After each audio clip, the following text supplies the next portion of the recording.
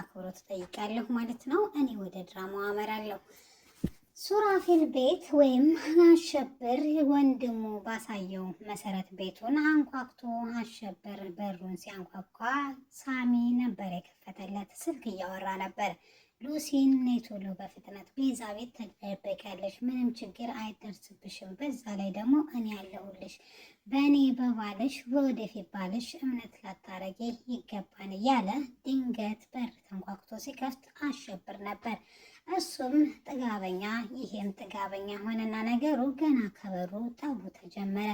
ትንሽ ከተጨቃጨቁ በኋላ ሱራፌል የመጣና አሸብር ምን ነው በሰላም ነው ግባ ለማብራራት ያክል ሳሚም የኔ እንግዳ ነው አሸብርም የኔ እንግዳ ነው ብሎ ሁለቱን ካግባባ በኋላ እንትና ግን በጣም ተናዶ ነበረ።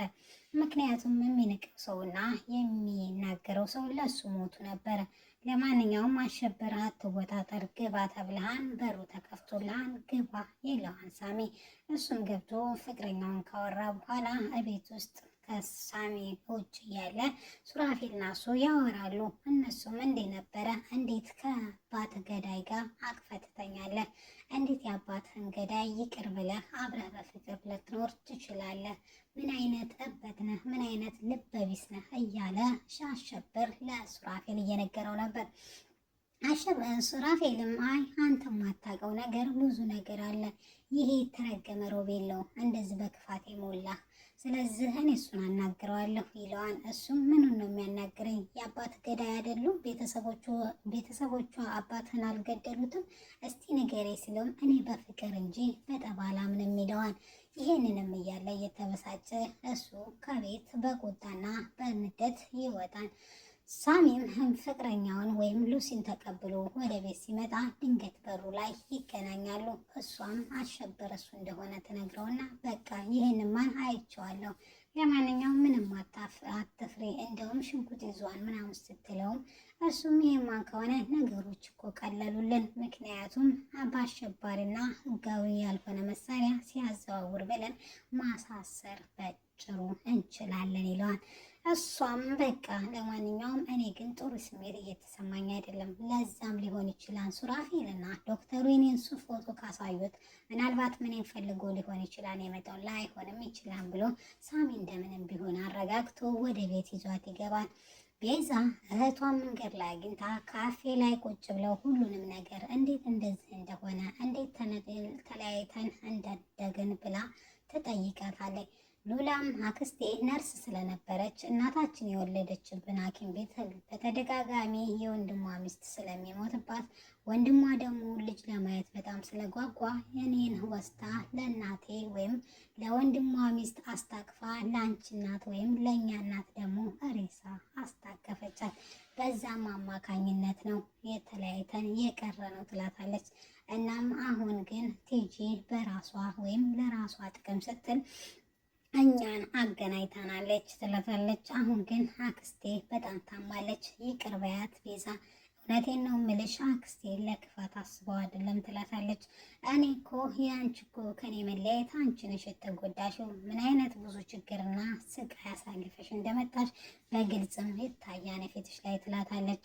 አንቺ አክስቴን ይቅር በያት እንጂ ችግር የለውም ስትላት፣ አሁን ደግሞ ሁለቱም ኩላሊቷ ፌል አድርገው ያለችው ናት። እንደ ያንቺን ገንዘብ በስምሽ ወይም በስሜ አድርጌ አውጥቼ ላሳክማት ብዙ ነገር አድርጌያለሁ ስትላትም፣ ነገር ግን ችግር የለውም ግን ማች የሚያደርግላት ኩላሊት ተገኝቷል፣ ምክንያቱም አንቺ እርጉዝ ስለሆንሽ ብዬ ነው ትላታለች። አዎ ተገኝቶ ነበር፣ እሱም የቲጂ ነው፣ የሚሆንም አይመስለኝም። የዚችን የሴጣን ስም እስካሁን ማንም የጠራብኝ የለም ነበር፣ አንቺ ገና አሁን ጠራሻት ትላታለች። እሷም እኔ ምን ላድርግ ብለሽ ነው? በጣም እኮ ቸገረኝ፣ አክስቴን እንዲድልኝ እፈልጋለሁ። እናትም አባትም ሆነ ያሳደገችኝ እሷን ነው። እሷን ለማሳኖርና እሷን ለመጦር ያልሰራሁት ስራ የለኝም ትላታለች። አሁን እኔ እህትሽ አለሁልሽ እኔን ትላታለች። በቃ አሁን ወደ ቤት እንመለስ። ነገር ግን ሱራፌል እኔ እንደማስታውስ ማወቅ የለበትም። ፍቅረኛሽ እንደነገረኝና ወደ ቤት እንድትገቢ እንደፈቀድኩልሽ ተናግረዋለች ትላታለች። በቃ ችግር የለውም ነገር ግን እኮ ያ ባልሽ ሊገለኝ ነበር ስትላት አሁን እኔ ያለው ስለዚህ ምንም ነገር አያመጣም ትላታለች። ወደ ቤት ይዛት ትገባና ሱራፌልን እዚህ እንደምትኖር ትነግረዋለች። ሱራፌልን በቁጣ አንቺ ሴትዮ ግን እኔን እየተጫወሽብኝ ነው ይላታል።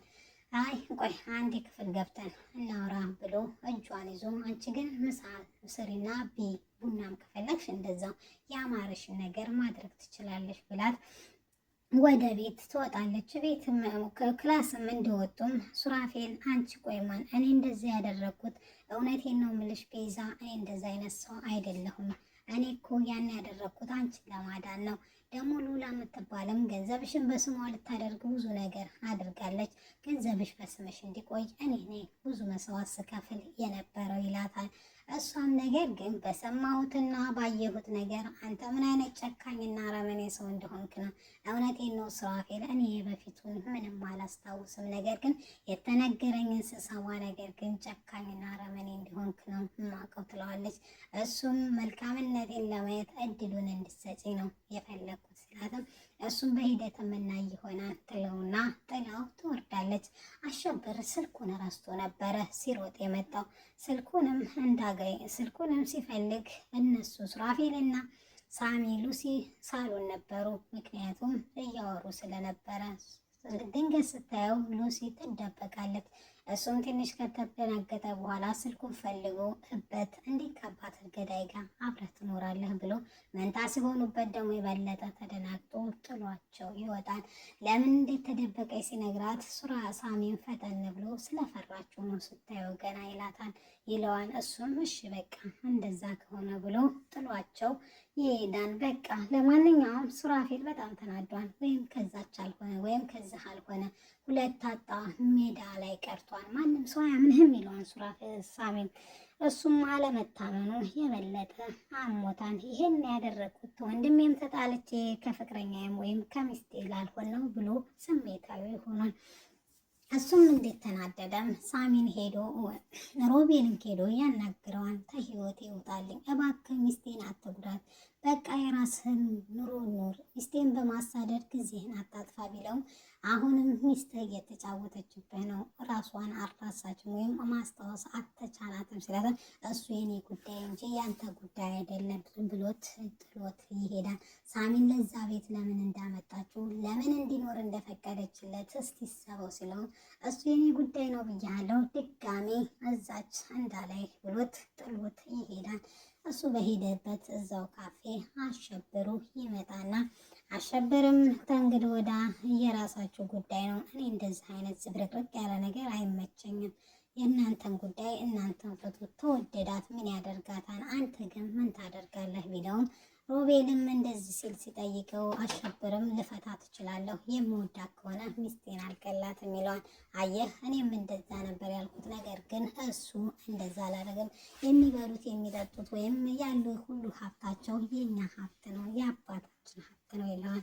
እሱም እንደዛ ከሆነ ለማንኛውም ለሁሉም ነገር ጊዜ ያለው ይለዋል። አንድ ነገር እንድታደርግልኝ እፈልጋለሁ ይለዋል። እሱም እኔ ሚስትህን ፈልጌ ያገኝልሃለሁ፣ አንተ ደግሞ ሳሚን ቅጥቅጥ አድርግልኝ ይለዋል። እኔም ሰበብ ስፈልግ ነበር የነበረው፣ ያን ጥጋበኛማ ጥጋቡን ተነፍስለታለሁ ይለዋል።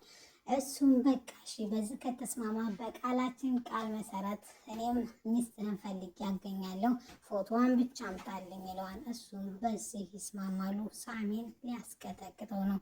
ለዚህ ቻናል አዲስ ከሆናችሁ ሰብስክራይብ ማድረግ